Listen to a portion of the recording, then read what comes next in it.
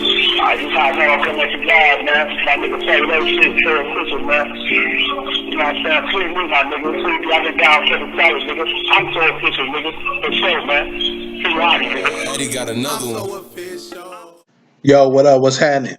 Welcome to another episode of Outside Looking Inside with your guy, Fatty. I got a couple questions today, so I'm going to answer these questions. But first, man, if you ain't hit that subscribe button yet, man, you tripping. Go ahead and push that. Hit that like or that dislike, however you feel, you know what I'm saying. Send your questions in to KINGFATTY, the number 0, fatty at gmail.com. Feel me? Get the questions in to me. I'm going to answer them to the best of my ability. Give you what I know, how I feel, what I experienced. But let me hop right off into these questions real quick. The first question is, do you think when you were incarcerated, you was institutionalized? Nah, I don't feel like I was institutionalized. Like I said before in my previous video, I always wanted to come home. I said it every day. But every day that I was in the penitentiary is not a day that went by that where I didn't say I want to go home. I always felt like I want to go home. You know what I'm saying? So, like I said before, I didn't always do the things to get me home as fast as I could have been home, but I always wanted to come home. So, no, I never felt like I was institutionalized. The next one. What would you say to the younger Fatty? Well, I always was a different type of person. So when I was younger, this my self-diagnosis of me. I was looking for attention. I was looking for a lot of attention. I was thirsty for attention. So, when you got good attention and you got bad attention. So I was getting a lot of attention on the bad side. So that's where I think I went to, and I started living a life of crime because all the criminals, all the drug dealers, all the gang bangers and everything, they respected me. It was like they showed me attention. They showed me, you know what I'm saying, what I was looking for. And the same thing was happening when I was younger, though. When I was younger, I played sports. I played baseball. I played football, basketball. I did all that. And when I was getting that attention, everything was cool. I'm at all the practices. Don't miss a game. I'm an all-star athlete on every, you know what I'm saying, every team. Baseball, football, basketball, like that. So it just when I got older, I was looking for attention. So what would I say to the younger me? I would say a lot. I would say that the things that you're doing, you really ain't got no business doing it, and you know it. Your mother ain't raised you like that. You out in the streets, you selling drugs, you stealing, you robbing, but you got everything that you can possibly imagine at home. It's people that's really down bad. You're not down bad at all. You just out here and you faking for real. You faking. That's not you. So you shouldn't be out here doing that because you hurting yourself, but you also hurting your mother. You hurting your mother. See, I explained the ripple effect to me. I explained the ripple effect to myself make me know, because back then I didn't know. I just felt like this my life, and I'm doing this and that. But I love my mother to death. I'd do anything for my mother. Now, today, and even back then. So I'll let them know, like, the things that you're doing is not just affecting you. It's affecting your mother. It's affecting your grandmother. It's affecting your aunties. It's affecting your daddy. It's affecting your brother. It's affecting the people who you committing crime against. It's just, I explain the ripple effect, how it affect the community, how you tearing down the community, doing the things that you're doing. Like it's really no future in it. But I wouldn't just stop there. Like I said, it's a lot of things that I say to the younger Myron, to the younger Fatty. But it's a lot of things that I actually do with him too, because I was the type of kid you needed to be hands on with me. And I see that in a lot of kids that's out here now. I feel that way about a lot of kids that's out here now. You really need to be hands on with me. Like, don't just I don't believe in telling the kid, man, don't be out here selling drugs. Don't be out here selling drugs. You killing your community. You doing people bad in the community. Don't do that. And then I say that and then turn around and hop in my big vehicle and smash out. You don't know what this kid got going on at home. His mother might be a junkie.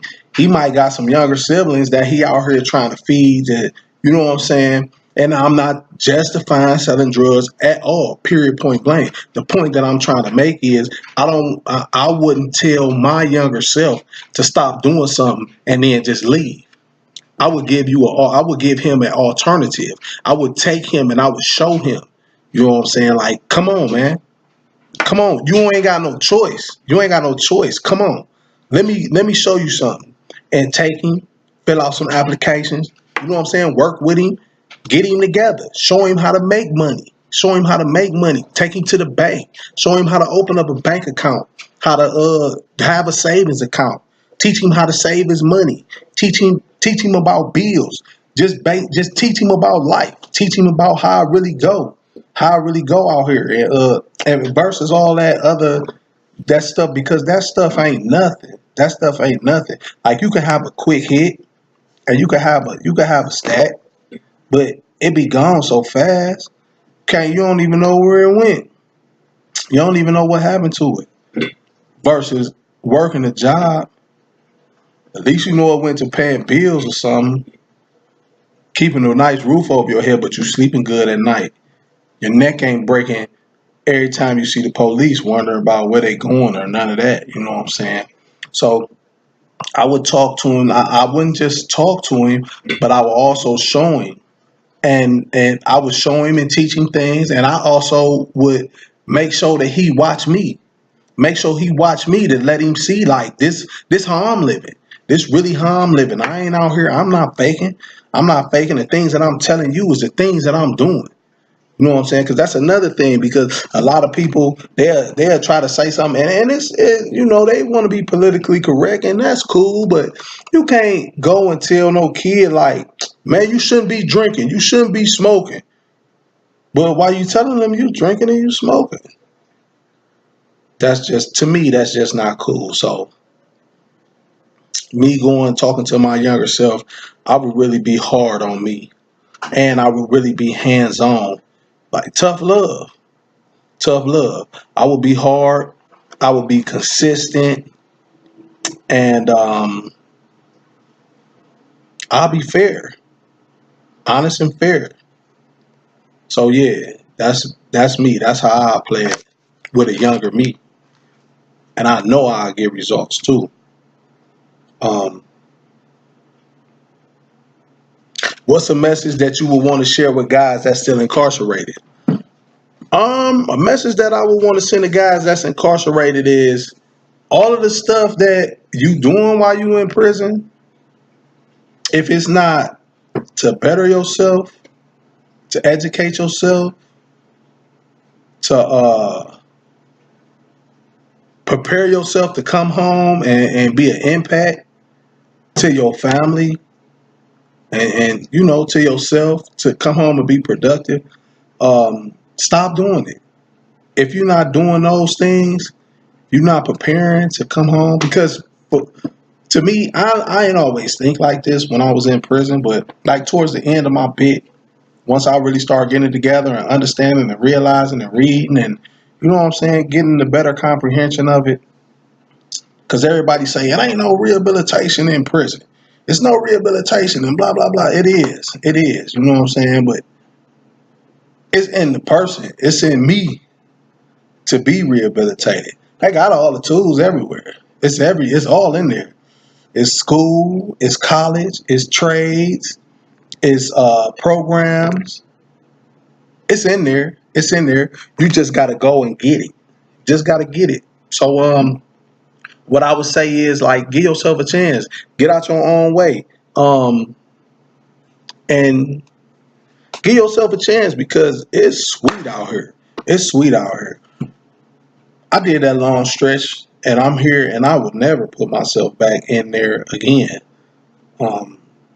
Never. Like I go in there and I visit. I go in there and do some talks or something. Sit on the podium and holler at the compound. But as far as me being an inmate, as far as me getting cuffed and put in the back of the police car and going to the district and going to from the district to the city, from the city to the county, from the county to Lorraine, and then going to my parent institution and having to get dressed out and shackled and cuffed up to somebody. No, I never ever do that again. Having to eat the choke sandwich, the cop out sandwiches, and the little juice. Nah, not I. You know what I'm saying? I pass. I'm not gonna do that. So I just encourage everybody that's still locked up to think about all that. Think about, who you hurting, who you dragging down. You got to think about more than just yourself because it's bigger than us for real. Especially if you got kids, little kids, or just teenagers. Like every day with your kids is valuable, man. It's valuable. It's precious. I got me a brand new little baby, a daughter, little Myron, and I can't imagine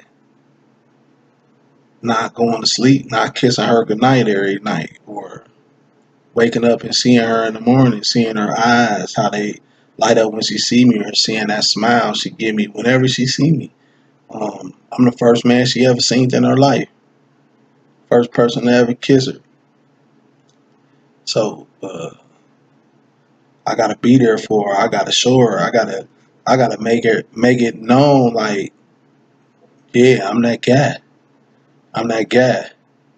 Come to me for anything, advice, whatever. Daddy gonna give it to you. So it's a blessing to be able to be a father again. I dropped the ball with my other two. I love them to death. But they grown now. So they on their own paths. I dropped the ball. I'm hard on myself about that. But, it is what it is. God got a plan for me. God got a plan for all of us. So I'm just moving forward, man, and, staying positive. Outside looking inside. It's your guy, Fatty. Hey, click that subscribe button, that like button, man. Stick around. I'm about to keep these coming. Heavy. You feel me? 1,000. I'm so official. I do what I want because I know